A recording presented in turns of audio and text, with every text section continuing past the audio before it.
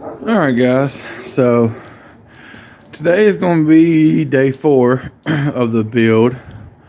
Um, it is Monday, and it rained all weekend, Saturday and Sunday. We actually got snow flurries Sunday morning. Nothing stuck though around here, so we're right in the middle of Alabama, so it does not snow often. But today it is cold. Right now it's like 33, 34 degrees, which is cold for me living in Alabama all my life. But I am going to see what I can get done. And unfortunately, daycare is closed all week due to some teachers testing positive. So they decided to close daycare all week. So I have my 2 kiddos at home. So whenever my 7-month-old is taking a nap, my 3.5-year-old can keep herself occupied pretty good. So I'm going to see what I can get done.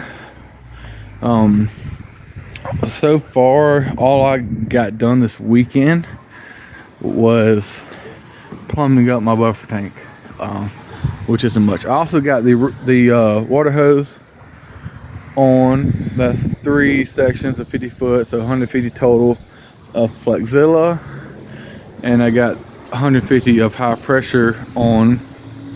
Don't really like the way it does with these protectors on, but I'm gonna keep them on to protect everything from rolling around the concrete all the time. I cut one off that went here, just to make this bend easier, because it doesn't really need protection. So I was able to cut this off very carefully with a razor knife. And setting up your reels, you have to know every single fitting you need. So I had to have a what was this? Okay, so on my whip line, it comes with 3/8 threaded. So and this one is a swivel actually. So I threaded that one in. But on the pressure washer side itself, I had to add a quick connect 3/8 on there. And this one, I had a female quick connect 3/8 threaded that I put on to connect my hose to the reel.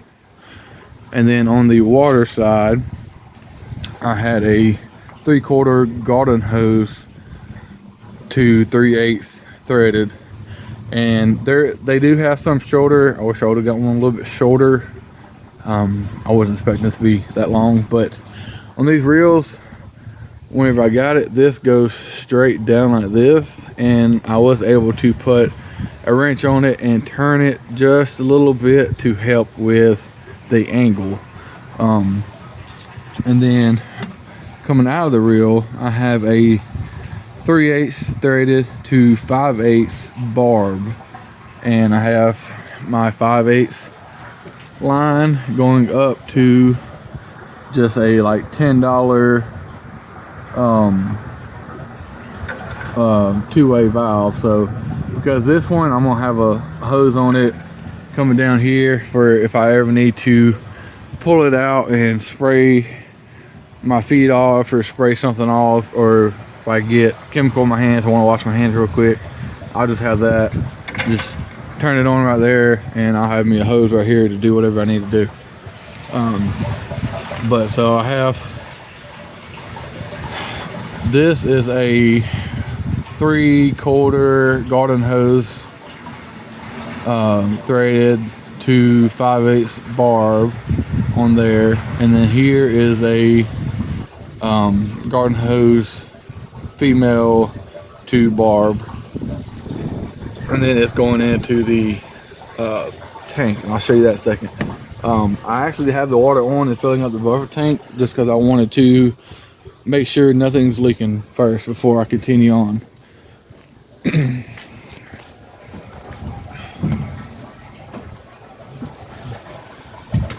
So I have a Hudson valve in here.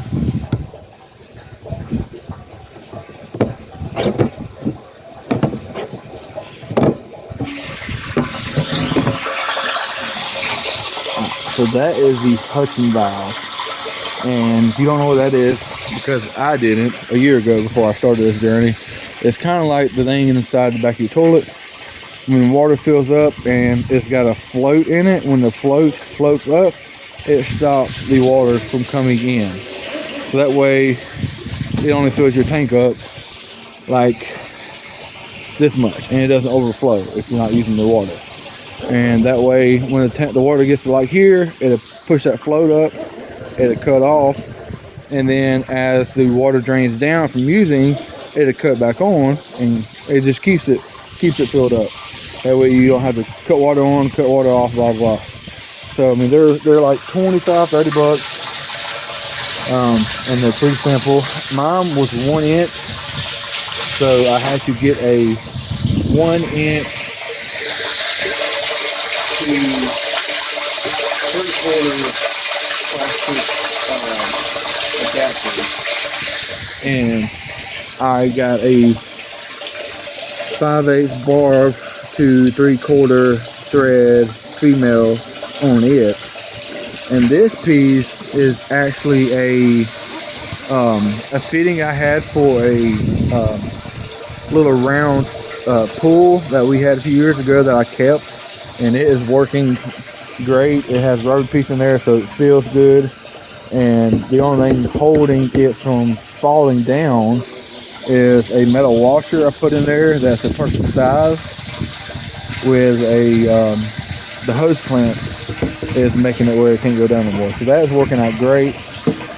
This is a plugged 4-inch gripper. This is like $7 from Lowe's. So after you have to drill a big hole here in order to get your Hudson valve in there, and over there in order for you to put it in, and then you use this to cover up your hole. And all it does is squeezes together and pinches that rubber, and that seals it. So it's good, not going nowhere. Alright, so I'm letting that fill up. Can't really see where it's at right now, but on here I have a 5/8 barb on a 3/4 female. I bought the barrel with this already installed, so that's nice. You can just turn it on and off, and we will get that hooked up in a minute. First, I'm gonna run a hose from there to outside the truck in a 5-gallon bucket, because I want to measure how much I'm getting out of this in a minute, because I want to make sure it's flowing at least 4 gallons a minute like my garden hose does, so it does not starve my pressure washer. So I would check that out before I actually hook it up to the pressure washer, and then we'll go from there. Alright guys, so I just turned on the valve for the bottom of the bucket tank, and we are going to see how it does. Start that.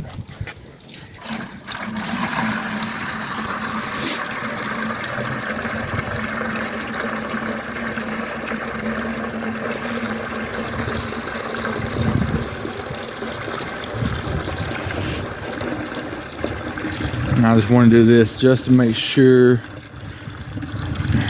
it is a gravity feeding at least 4 gallons a minute to feed my pressure washer. I didn't know if I'm using 5/8 inner diameter. I didn't know if I needed to go up to 3/4 or 1 inch or what, but this looks like it's going to work great.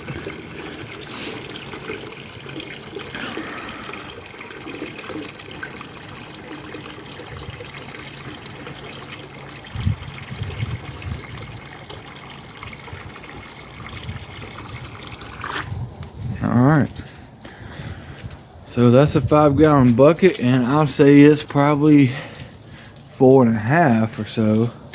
I don't think there's any markings inside this bucket, but I'll take that. I'm happy with that. Alright guys, so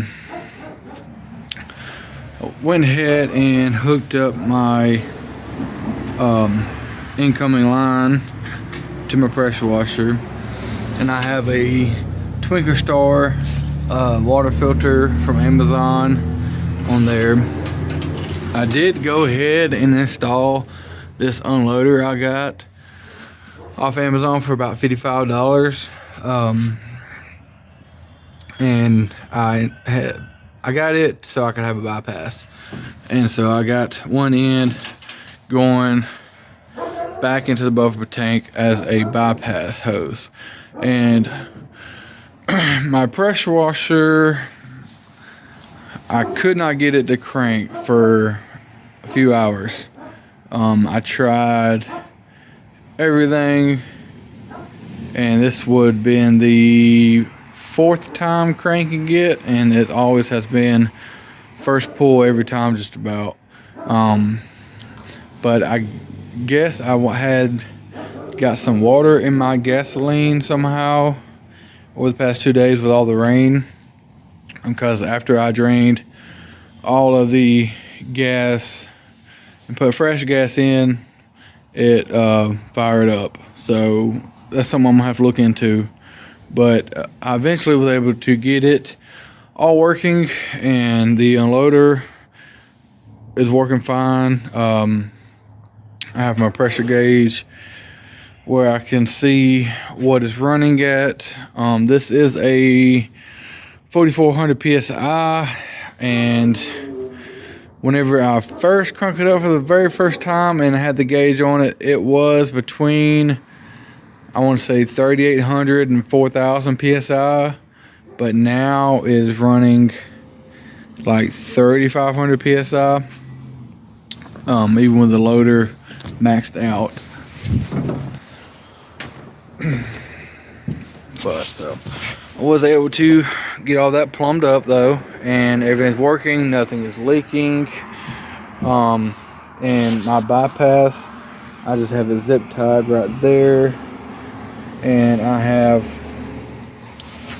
cut this hole out in this cap, and it fits perfectly, and I just have a clamp there and a clamp on the inside to keep it from going anywhere, and that seems to be working great. So next I'll be starting on my soft washed system. So I went ahead and got my gauge panel installed.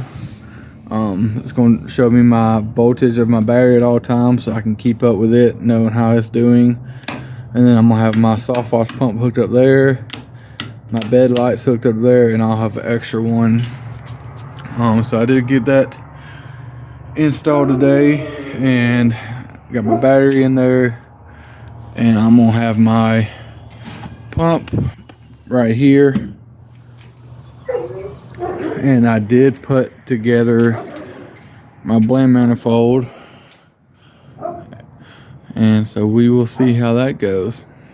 I'm gonna try to see what I can get done tonight. Probably won't have much video of that because it'll be dark out here, but I'll see what I can get done.